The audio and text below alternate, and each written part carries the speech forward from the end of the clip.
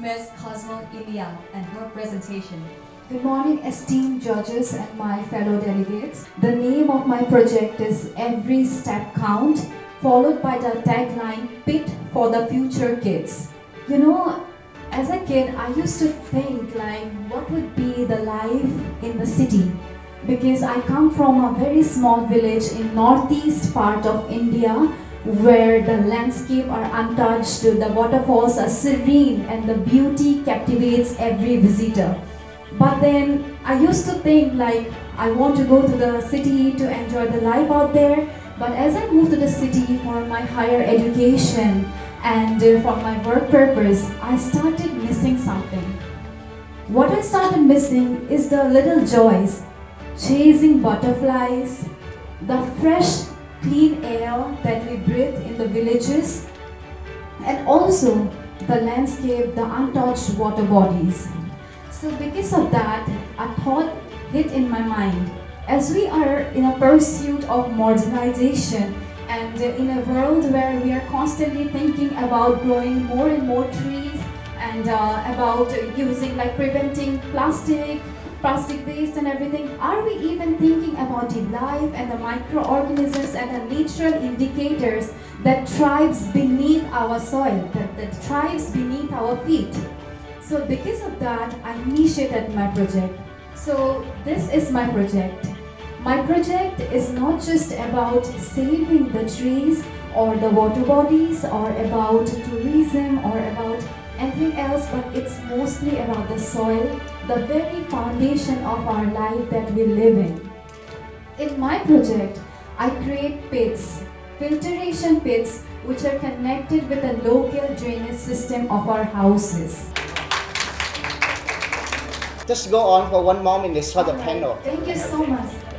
I make filtration pits which are connected to the local drainage system, and in that pit I make 3 layers of sediments. I put 3 layers of sediments: coarse aggregate, fine aggregate, and sand.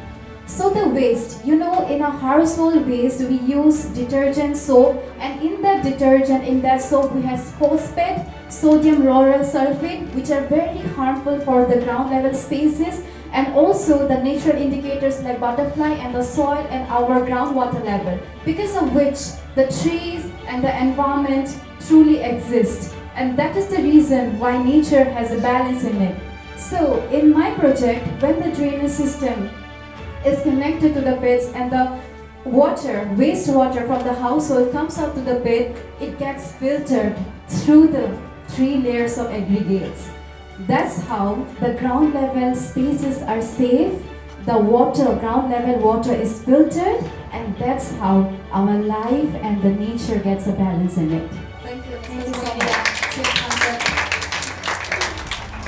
Thank you very much for your project. So why you think that expand more the country? This project has, roots coming from Patrick Gate. Think globally, act locally.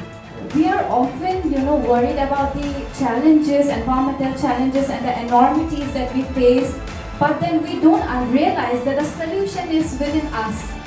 It's just our individual step that we need to take. So I believe this project is not only for my country or for my hometown, but it's relevant for all across the globe, because every day we are losing 150 to 200 species which are very relevant and which we need to work to protect and conserve those spaces in today's world. That's how we will live. We will protect those spaces for our future generation. So this is why my project is relevant not only for my country but all across the globe. Okay, but how much cost for one?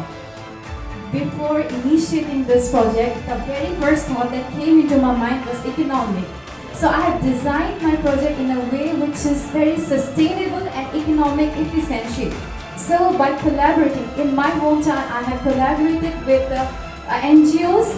There is a very famous NGO in my country, it's named Spondon, which has worked a lot in conserving the wildlife of a very famous national park like One Horn Rhino and everything. So I have collaborated with them, or also with local farmers and local residents.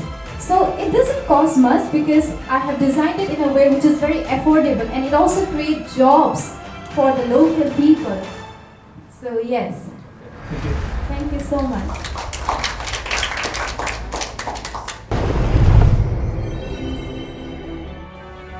Seconds star now. You know, as all of my fellow contestants have addressed mostly about the plastic waste on marine life, and I believe as a student of clinical research, I have literally done a research on marine life. I have studied about 300 species of marine species, and each day during the census, as per this local census, it shows that more than 150 especially marine species are dying every day, and we need to protect them. And what impacts, I mean, like what are the impacts and how we address the crisis?